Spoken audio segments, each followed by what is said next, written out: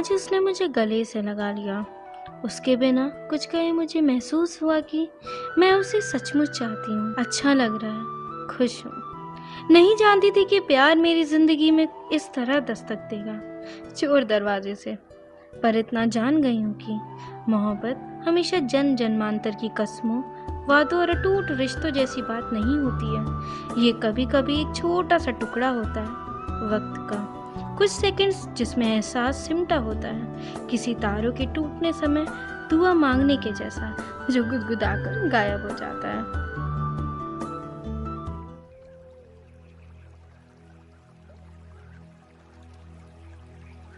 16 दिसंबर 2010।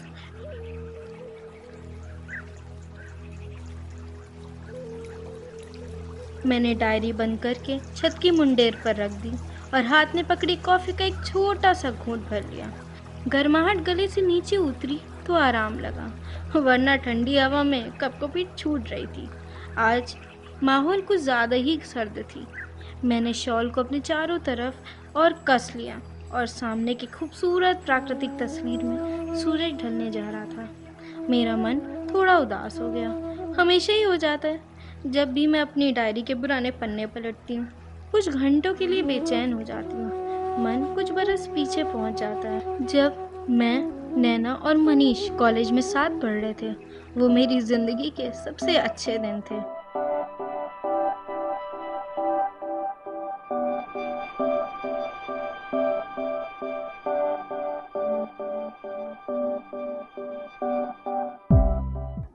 College की canteen में खाते पीते हम दोस्तों की जिंदगी का हर स्वाद चख रहे थे। मनीष एक नंबर का चटोरा,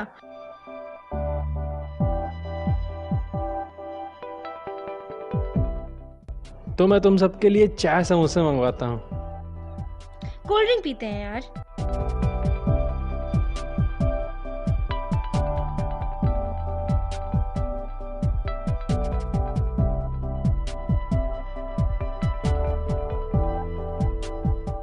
मैं भी खाने की शौकीन थी, लेकिन नैना वो हर चीज में बैलेंस बना के रखती थी, क्योंकि उसका सपना एयर होस्टेस बनने का था। वो अपने आप को फिट रखना चाहती थी। नैना की तरह मनीष ने भी अपना सपना तय ही कर लिया था, अपने पापा की कंस्ट्रक्शन कंपनी को नई ऊंचाइयां देने का। हम तीनों दोस्तों में एक मैं ही थी जो अब तक नहीं तय कर पाई थी कि करना क्या है।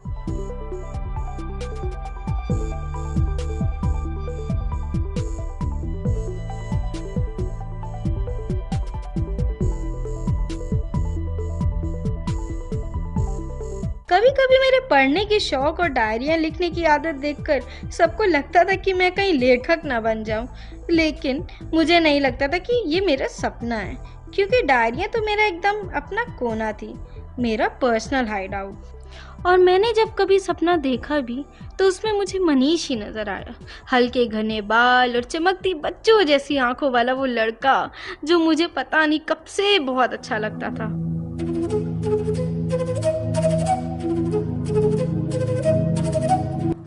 मैं तब शायद उसी की हो जाना चाहती थी, बस मेरी डायरी उसी के जिक्र से भरने लगी थी। फिर एक दिन अचानक उसने मुझे गर्ल्स हॉस्टल के नीचे बुलाया। वहां किसी भी लड़के से मिलने की इजाजत ही नहीं थी, पर उससे क्या, छिपते छिपाते मैं 4 मंजिला सीढ़ी उतरते हुए बाहर आई तो मनीष ने मुझे देखते ही कलाई पकड़ के वहीं पे बैठा दिया। सांसें ऊपर नीचे हो रही थी और एक बड़ा सा गुलाबी ग्रीटिंग कार्ड मुझे पकड़ा दिया। मैं भौचक्की उसका मुंह देख ही रही थी, और वही हुआ जो कई कई कहानियों, फिल्मों और टीवी सीरियलों में हो चुका था। वो मुझसे उस कार्ड पर नैना के लिए कोई बहुत खूबसूरत बात लिखवाने आया था, ऐसी बात जिसे पढ़कर वो मनीष के प्यार के लिए मना न कर पाए। 18 साल की उम्र में उस दिन पहली बार मेरा दिल बेआवाज टूट गया था। नैना विर्स मनीष, ये 3 शब्द मेरे लिए दुनिया के सबसे बुरे शब्द हैं। मैंने उस रोज अपनी डायरी में लिखा था। हालांकि अब सोचती हूँ तो हंसी आती है अपने आप पर। बचपना सा था वो मेरा। 18-19 की उम्र भी कोई प्यार मोहब्बत समझने की होती है। तब तो मुझे इतनी भी अक्ल नहीं थी कि ये समझ पाऊं कि जिंदगी से चाहती क्या हूँ। दोस्त के रूप में मनीष करीब था, इसीलिए उसी को हर खाके में फिट करने लगी थी। और नैना, वो खुद से मोहब्बत करने वाली लड़की थी। हर छुट्टी वाला दिन अपनी ग्रूमिंग पर खर्च करती थी। उसने इंग्लिश स्पीकिंग क्लास भी कर ली थी। ब्रिटिश और अमेरिकी एक्सेंट में बोलना सीख रही थी। मैं अकेले में ही मनीष का नाम बोल बोल कर खुश हो जाती थी। दीदी, खाने में आज क्या बनेगा? मैं चौंक गई। आसमान गहरा गया था। पता ही नहीं चला कि कब शाम बीत गई। सारा कसूर इस डायरी का है। इसके 2 पन्नों के बीच में ना जाने कितना सारा वक्त छिपा रहता है, जो लम्हा लम्हा मेरे आज को ढांक लेता है। शादी थी, खिचड़ी बना लो माँ, मैंने जोर से आवाज लगा के कहा और भीतर चली आई। अपने शहर वापस आकर मेरी जिंदगी बड़ी सादी हो गई है, लेकिन फिर भी मुझे यहाँ आकर रहने के अपने फैसले पर कभी अफसोस नहीं हुआ। अकेलापन यहाँ मुझे जिंदगी की सबसे बड़ी नेमत की तरह मिला। उस रोज मेरी लिखी लाइंस को पढ़ने के बाद नैना ने मनीष का प्रस्ताव झट से कबूल कर लिया।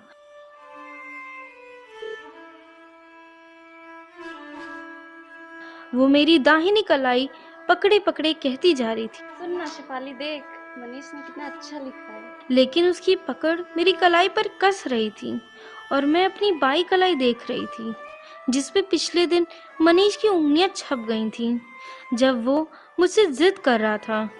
शेफाली, आज तू कुछ ऐसा पोएट टाइप लिख दे जिसे पढ़कर नैना खुश हो जाए।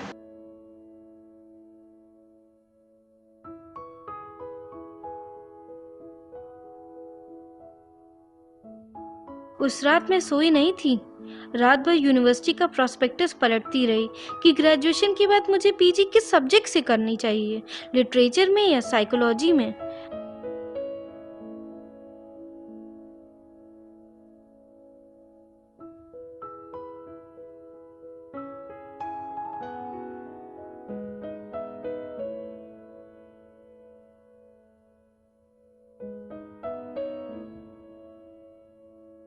उस रात मैंने पहली दफा मनीष का सपना नहीं देखा।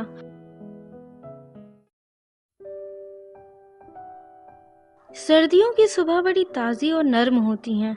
मैं हल्का महसूस कर रही थी। तैयार होकर ठीक 10 बजे कॉलेज पहुंच गई। क्लासेस बस दोपहर तक होती हैं। उसके बाद का सारा समय मेरा अपना, जिसे मैं किसी के साथ बांटना नहीं चाहती।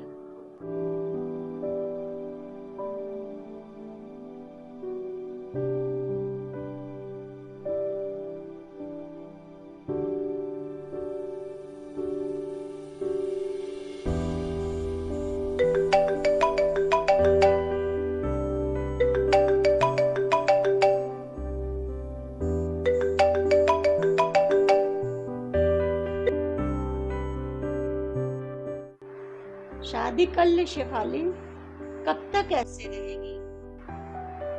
तेरे सारे दोस्त परिवार बसा चुके हैं। माँ के उन्हाने अनसुने करके 5 साल पहले मैं यहाँ चली आई थी। यहाँ यानी राम की नगरी अयोध्या, छोटा सा शहर, छोटी सी नौकरी, ठीक ठाक तनख्वाह और ढेर सारा सुकून। लेकिन ये सुकून मेरे पास हमेशा से नहीं था। 18 साल की उम्र में जो एक बार खोया, फिर किताबों में ही सर घुसा लिया था। नैना और मनीष की शादी में भी एग्जाम्स का बहाना करके नहीं गई। सारे दोस्त और सहेलियां ताने देते रहे। नैना और मनीष ने जी भर के कोसा। उन्हें कैसे बताती कि प्यार में पड़ जाना आसान था, लेकिन प्यार को भीतर दबा के रखना, जाहिर न करना कितना मुश्किल। वो भी जब आंखें उसे देख रही हों, कान सुन रहे हों, तो सबसे आसान तरीका था पर्दा गिराकर फिर सीन ही बदल दिया जाए। मैंने एमए में यूनिवर्सिटी में टॉप किया और फिर रिसर्च के लिए अप्लाई कर दिया।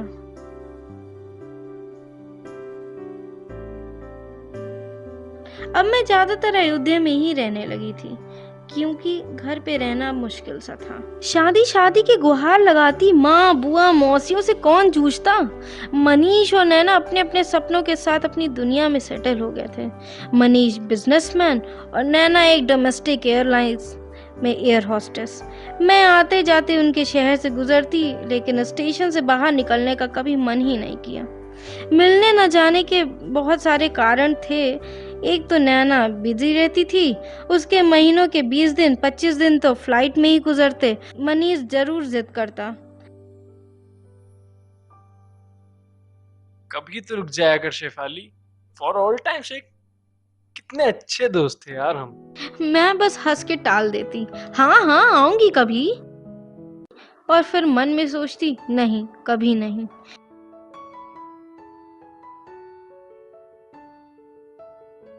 मेरा रिसर्च वर्क बस खत्म होने को था।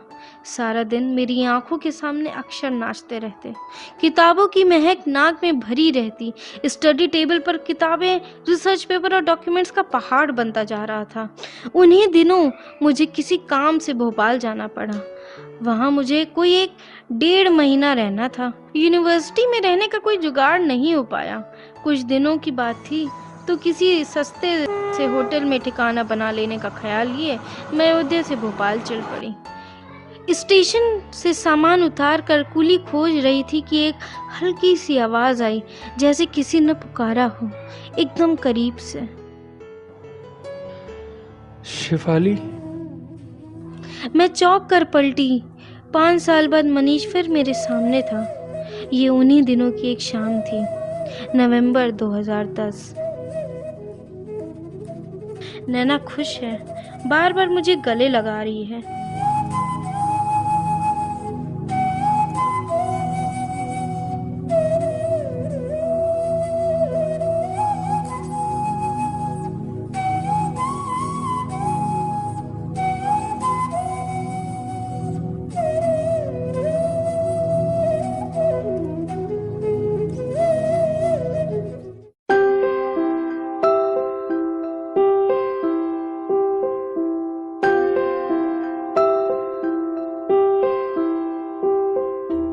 मनीष और नैना मुझे खींचकर जिद करके अपने घर ले आए हैं।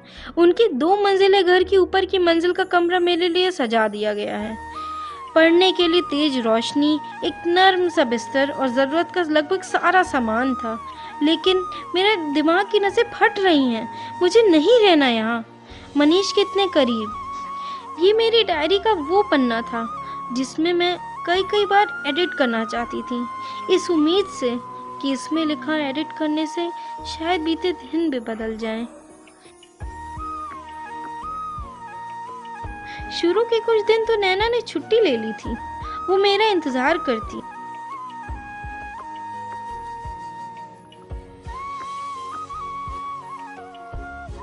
हम साथ खाना खाते। मनीष पुराने कॉलेज के दिन याद दिलाता रहता। मैं असहज हो जाती क्योंकि उसकी यादों में मेरे ही किस्से होते। वो हंस हंस के बोलता जाता। पता नहीं क्यों मैं अकेले में मनीष का सामना करने से कतरा रही थी, लेकिन अपने आप का सामना तो मुझे करना ही था। उन दिनों किसी रोज मैंने डायरी में लिखा था, मुझे लगा था कि मनीष मेरी डायरी में पलने वाला एक चुप्पा शख्स है, लेकिन नहीं, वो कितना बोलता है और मुझे अब भी उससे कितना प्यार है।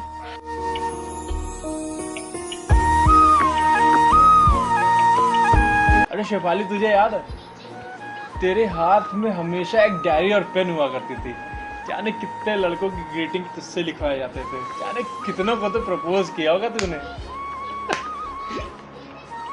मैं खुद को अपराधी समझ रही हूँ। दिमाग सही गलत ऊंच नीच के पैने तर्क कर रहा है। 11 नवंबर 2010।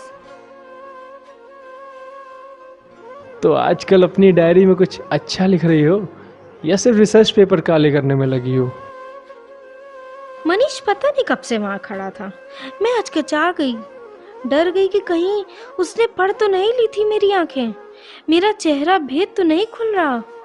नहीं, वो कुछ नहीं जानता, कुछ नहीं।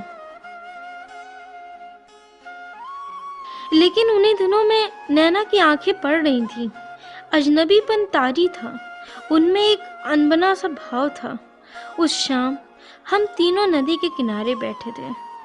बीच में कटान से लहरें टकरा टकरा के लौट रही थी। मनीष हमारे लिए भुट्टा सिकवाने चला गया।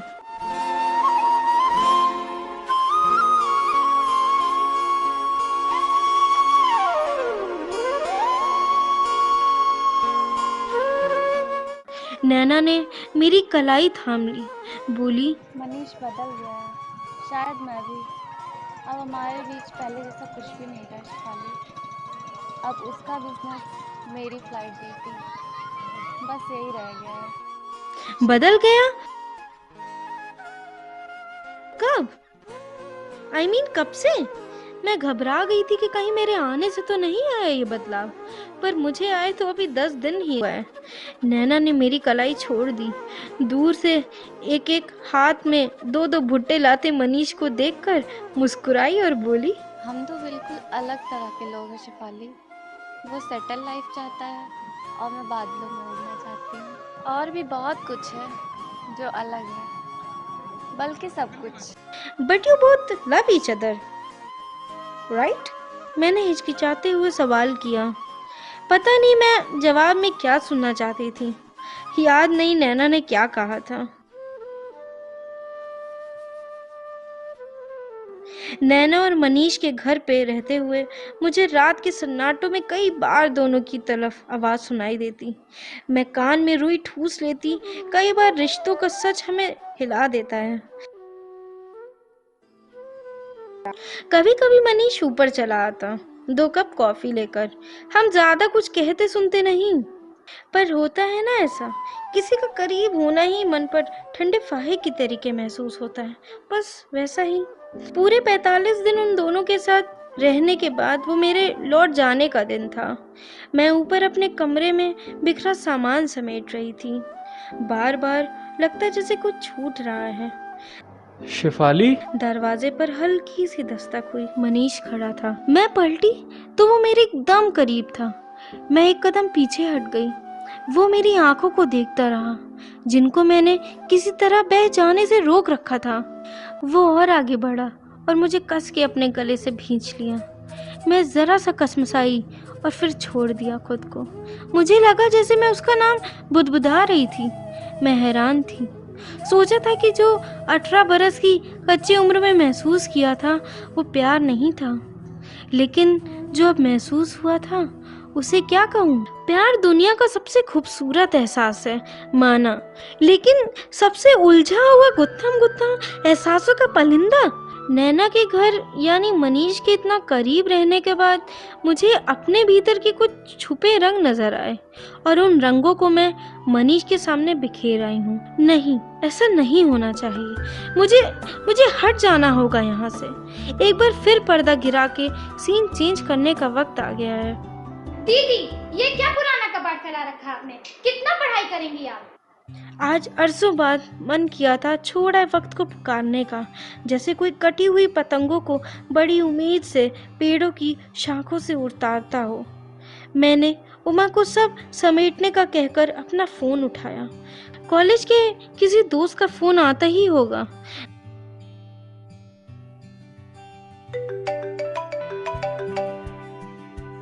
मेरे बैच के 10-15 लोगों का ग्रुप अयोध्या घूमने आना चाहता है और इंतजाम की भागदौड़ मुझे सौंप दी है।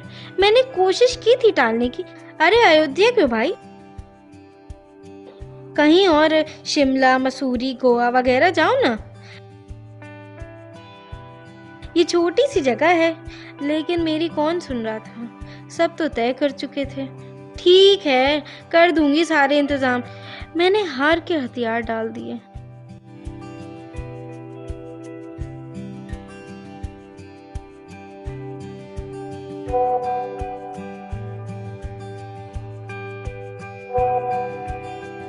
और आज मेरे पास नामों की लिस्ट आई थी।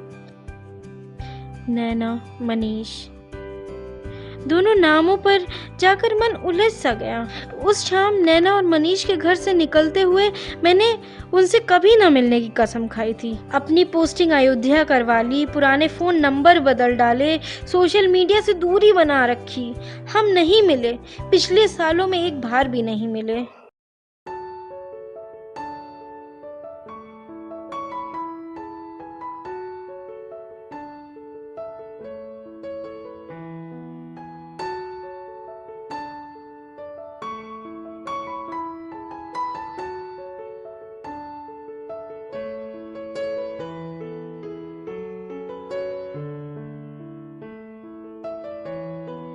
शाम को मैं एक होटल के बुकिंग काउंटर पर खड़ी थी।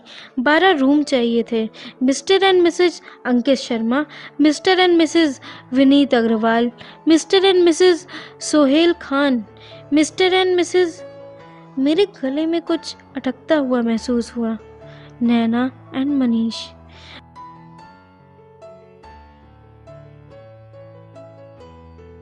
बुकिंग करके मैंने नाम और कमरों के नंबरों की लिस्ट सबको मेल कर दी। होटल से निकलकर मेरा घर जाने का मन ही नहीं हुआ। मैं दिशाहीन यहाँ वहाँ टहलती रही, सड़कों पर भटकती रही। मनीष को फिर से देखने का ख्याल मुझे डरा रहा था। पिछली मुलाकात में उसका मेरे करीब आना कई सवाल खड़े कर रहा था।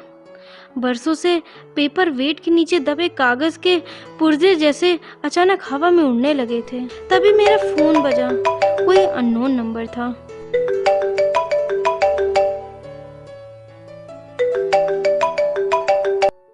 हेलो शेफाली, मैं नैना। मैंने आवाज में एक चम्मच खुशी घोली। कैसी हो? ठीक हो, मिलते हैं अगले हफ्ते। लेकिन फोन इसलिए किया कि तुमने जो रूम बुक किए हैं उनमें से एक चेंज कर दो प्लीज। मेरे और मनीष के लिए अलग रूम चाहिए होंगे। What? I mean, why? अब हम साथ नहीं रहते शेफाली, हमें अलग हुए कई साल हो गए। आज मेरा सुकून कहीं खो गया था। वो और मनीषा अब साथ नहीं। मन के किसी कोने में छिप छिप के जो दुआ की थी वो जब पूरी हो गई तो मैं खुश क्यों नहीं थी? मैं तो उसको हमेशा से पाना चाहती थी। 18 की उम्र में जब उसने नैना से प्यार किया तब, फिर उसने शादी की तब, फिर उसके घर 1.5 महीने बिताने के बाद आखिरी दिन उसने मुझे अपने सीने से लगाया तब भी। इतने बरस मैंने उससे प्यार करना कभी बंद ही नहीं की, बल्कि उसकी तरफ से भी खुद को प्यार करती रही थी। मैं सीधे घर लौट आई।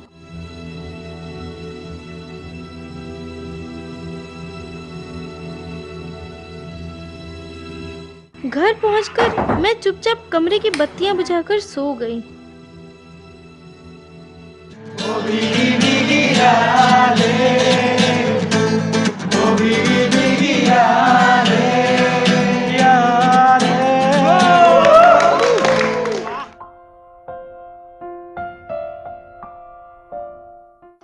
कॉलेज के दोस्तों का ग्रुप अयोध्या पहुंच गया था।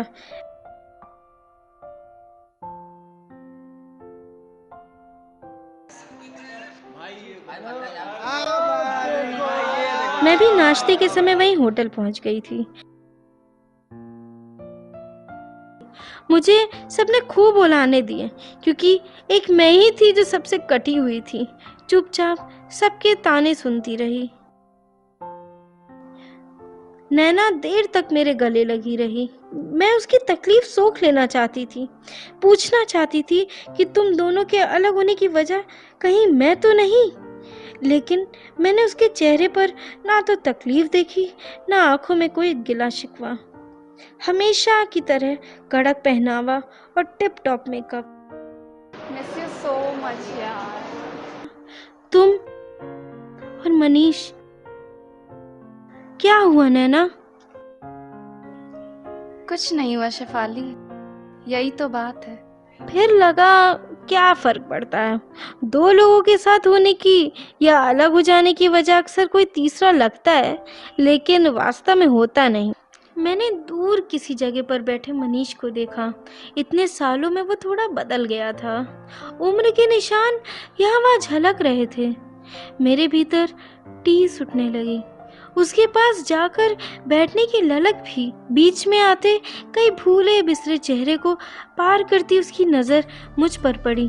वो देख रहा था मुझे जैसे कोई पंछी डो लेता हो किसी डाल पर बसेरा करने से पहले, जैसे नाविक परखता है लहरों को अपनी नाव किनारे लगाने से पहले।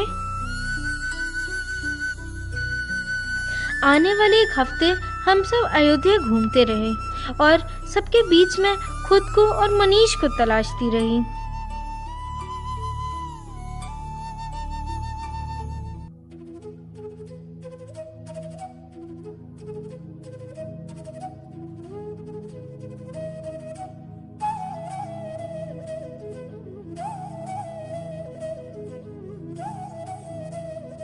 मुझे लगा जगह मिलते ही मेरे अंदर दबा प्यार फिर पांव पसारने लगा था। पीठ पर पंख उगने लगे। मनीष और मेरी नजरें बार बार टकरा जाती। पता नहीं क्या चल रहा था उसके भीतर। अब वो नैना का नहीं था, पर मेरे लिए शायद इतना काफी नहीं था। मुझे शायद इंतजार था उसका मेरा हो जाने का। बस इतनी सी थी ये कहानी।